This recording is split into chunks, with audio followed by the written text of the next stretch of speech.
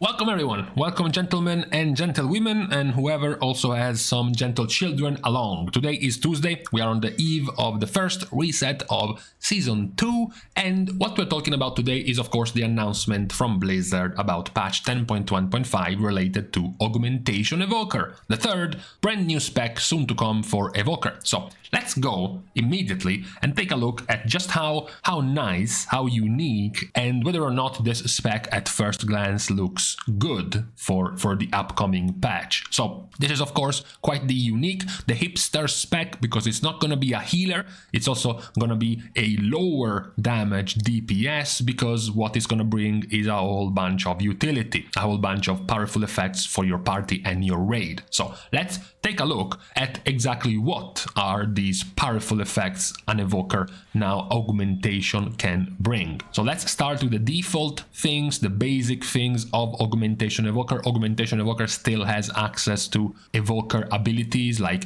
Fire Breath, like Disintegrate, like Emerald Blossom, as well as all of the other default abilities like the Dispel, like the Cauterizing Flame, like Hover, etc, that come from the General Tree. The General Tree is of course left unchanged, so all of those things are still part of Augmentation. Specific effects are, first of all, and that's going to be our first party buff they can give out, that's the Mastery Time Walker. Whenever you cast an Empower spell, you're going to be giving versatility to 2 of your allies for 10 seconds. The base is 4% verse, but then it can be increased by your Mastery. So stacking Mastery might even go all the way up to giving your friends like 15 or 20% more verse, which is, 15 or 20% more damage, which is quite big. The other powerful effects as a base for augmentation is Sands of Time. Whenever you cast Eruption, which is going to be, as we will see, your new AoE spender, is going to increase the duration of your Ebon Might by 1 second, as well as your other Empower spells will increase the duration of Ebon Might by 3 seconds. On top of that, big cooldowns like Breath of Eons and Deep Breath will increase the duration of Ebon Might by 5 seconds, and also whenever any of these effects crit, the increase in duration is actually increased by 50%. So instead of 1 second, 1.5, instead of 3, 4.5, and instead of 5, 7.5 if it crits. Now, what is Ebon Might? Ebon Might is what will likely be the deciding factor on whether or not Augmentation Evoker will be very strong. This is going to be a very powerful buff you will be giving out to 4 of your closest allies. This is very powerful because it's going to be giving them 10% of your current primary stat. So once we get into the mythic item level gear in this patch, so roughly past 440 item level, that's gonna be 11,000 primary stat that you have, and you will be giving 10% out to 4 players. So you're going to be giving 1,100 primary stat 4 times to 4 different players, totaling 4,400 primary stat as a buff for 10 seconds. The cooldown is 30, so it's roughly a 33% uptime of this effect. Remember, we just talked about Shifting Sands. That's the buff that increases the duration of your Ebon Might. Whenever you spend your essences with Eruption, whenever you use Empower spells, or whenever you use your big cooldowns, that 10-second duration of Ebon Might can become even longer. So that is likely going to be definitely the biggest chunk of damage increase. You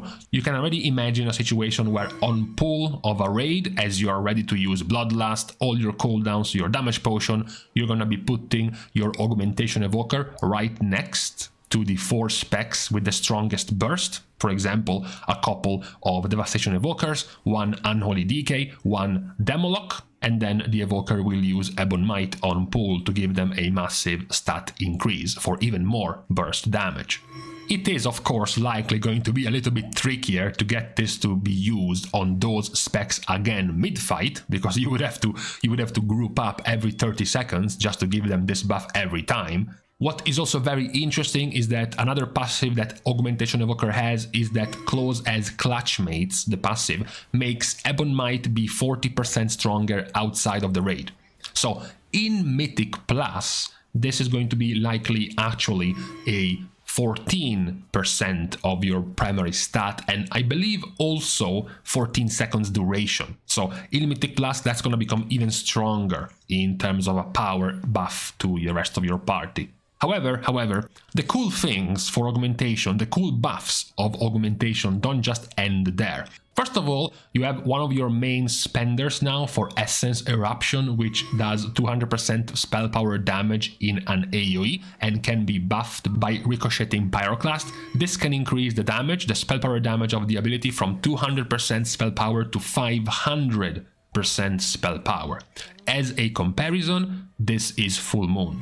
So this will be a stronger than Full Moon AoE ability for Evoker. Talking about utility, augmentation can get even more utility by getting their interrupt cooldown reduced by 20 seconds. So now instead of having a clunky 40-second cooldown interrupt, you have a 20-second cooldown interrupt, which is much more manageable. More utility in the form of Upheaval. The new animation Big Knockup as an empower spell for augmentation. 40-second cooldown for a big knockup is quite good, also considering Evoker already has a knockup in their General 3. However, the utility doesn't just end here. Remember Landslide? That's right, nobody does, because barely anyone uses Landslide for Evoker. Landslide is the AoE root ability in your General 3. It's generally useless, it doesn't find that many uses, mostly because of the very long cooldown, 90-second cooldown for this ability. This is made quite more relevant by Augmentation Evoker, because now with the Seismic Slam talent, you can turn Landslide into a 4-second AoE stun. So now the value of this talent becomes much stronger. This can be made even stronger by Geomancy. Azure Strike reduces the remaining cooldown of Landslide by 1 second per target hit. You can make Azure Strike hit 3 targets, which means every time you Azure Strike, the cooldown of this possible 4-second AoE stun is reduced by 3 seconds. That's another chunk of good utility for Augmentation Evoker. More good utility for yourself to proc more Essence Burst, so free spenders for yourself, is going to be the dual choice node, where you can get Pupil of Alexstrasza. When cast at an enemy, your Living Flame will strike 1 additional enemy.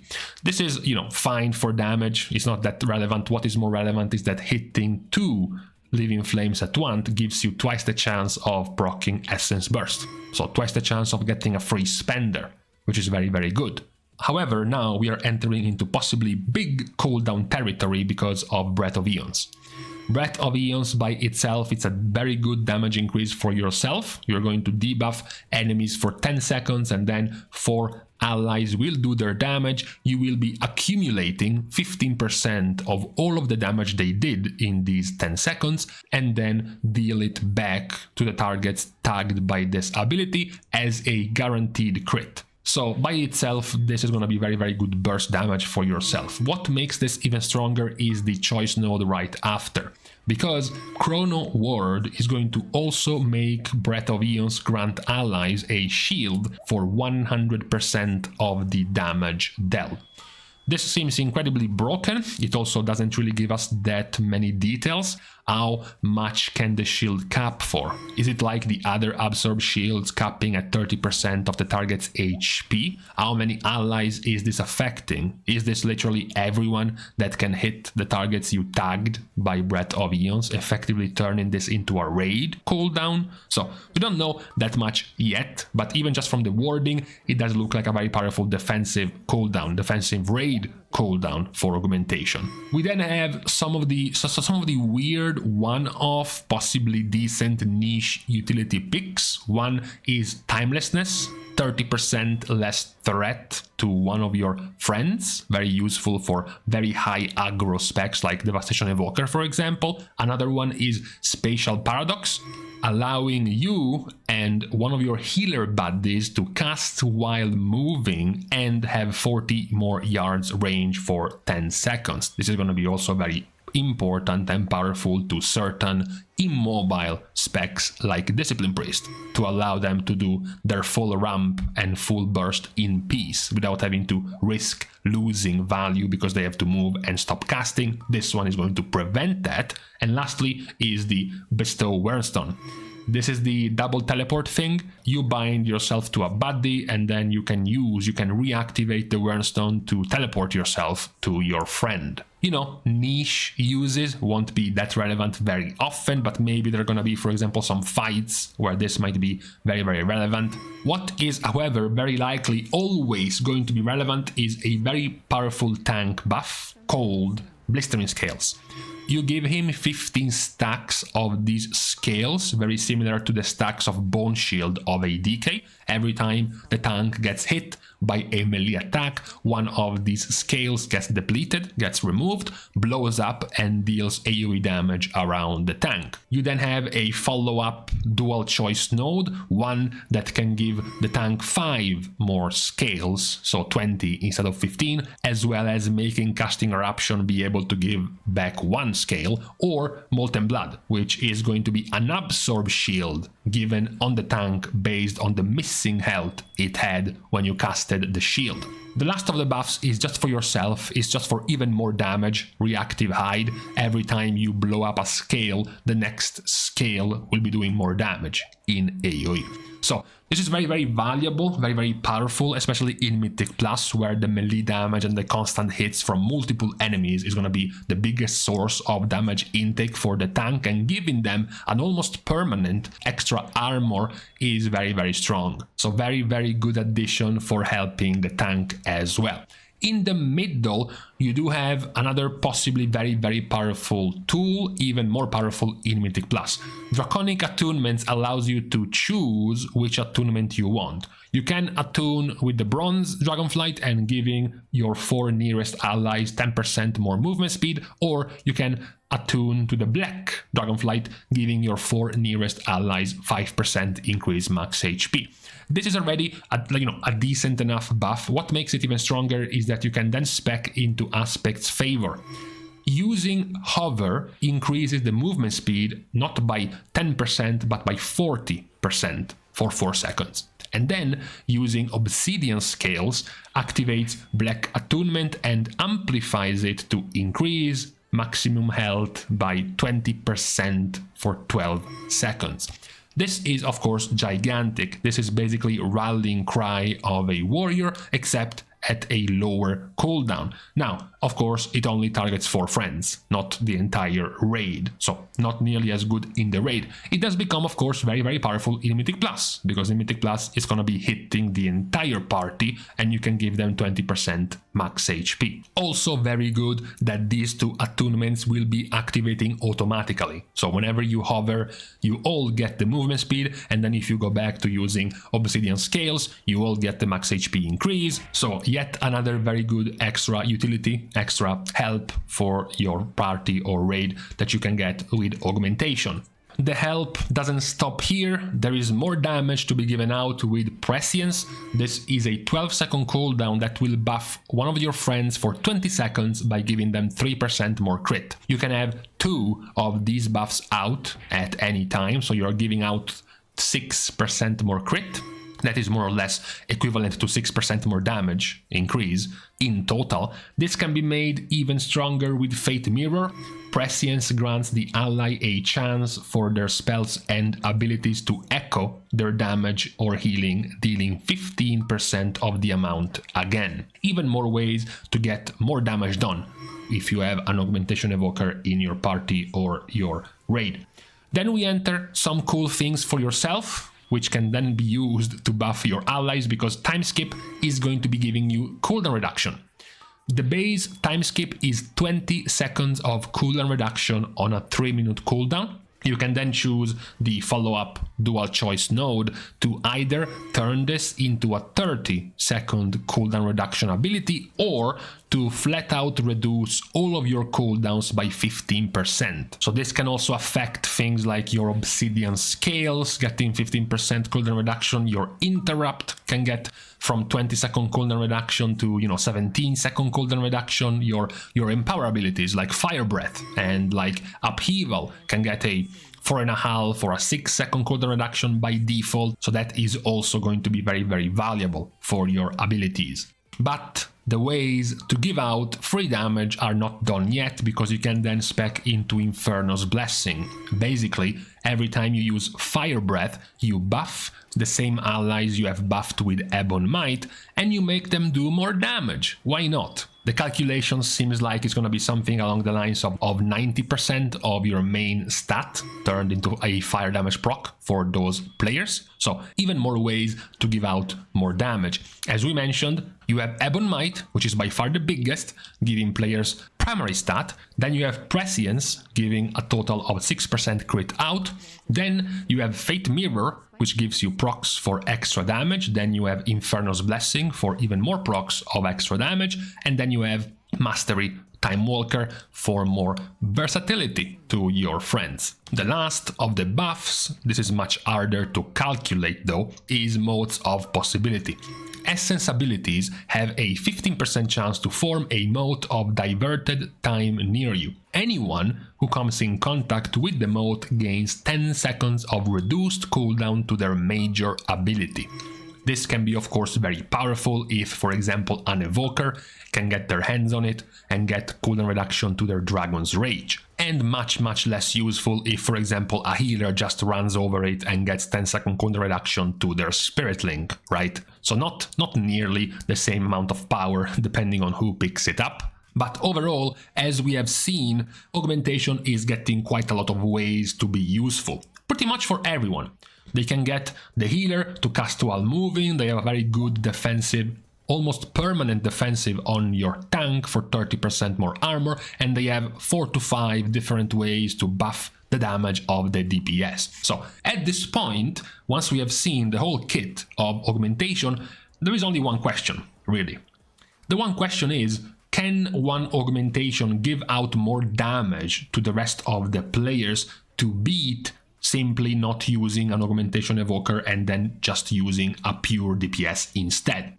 Because let's imagine, okay, just made up numbers, that an evoker in the raid augmentation buffing the players is going to be giving out 7% more raid damage. However, if you replace evoker with the average DPS spec, that average DPS spec is going to give out 11% more damage. So at that point, is it even worth to be using an augmentation evoker? Then you have the other question. Yes, the pure DPS spec gives us 4% more raid damage, but what about the other things evoker can bring? What about the Breath of Eons cooldown that can be turned into a defensive cooldown for the raid? What about Ebon Might of augmentation that can specifically buff the very good burst specs when we need it to?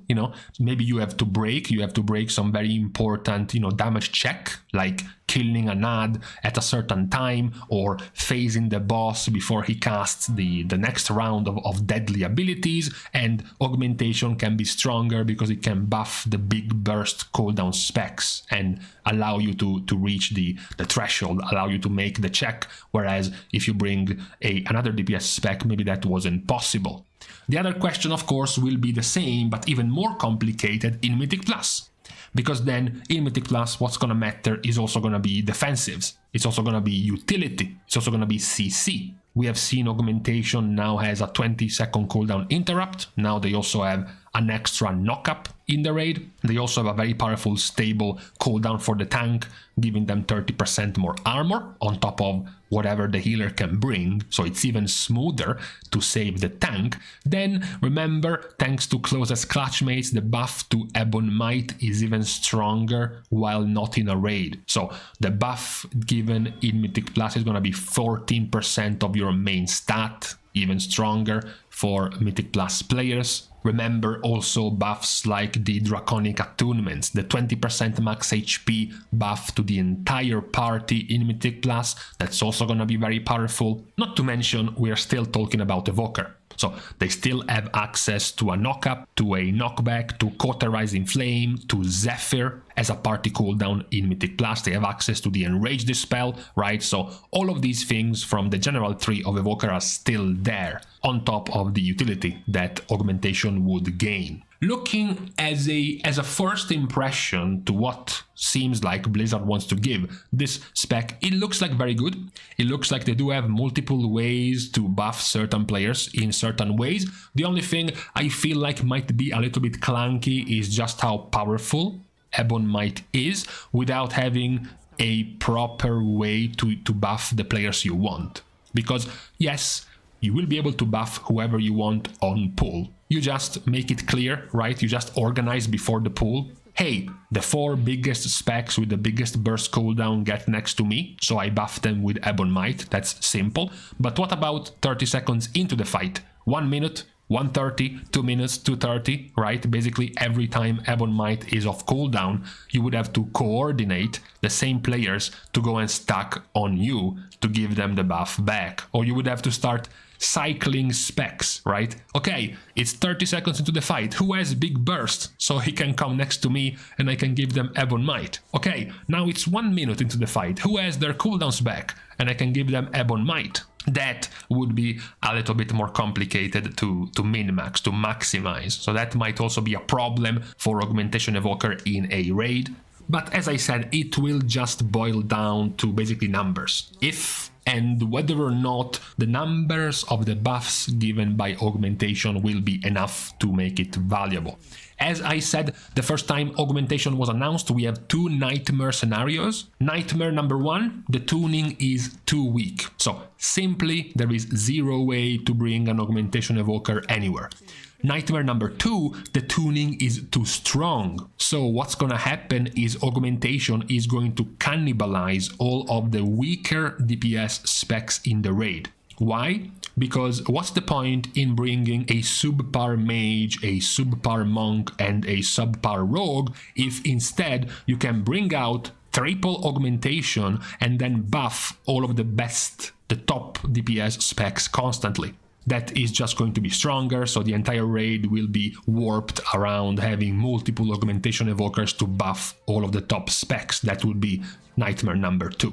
So it looks good and promising, however, the balancing, the tuning for this spec will have to be even more precise and even more clean than your average DPS spec. We will see in the following weeks in the PTR as well how will Blizzard proceed to do this for this spec coming out in patch 10.1.5.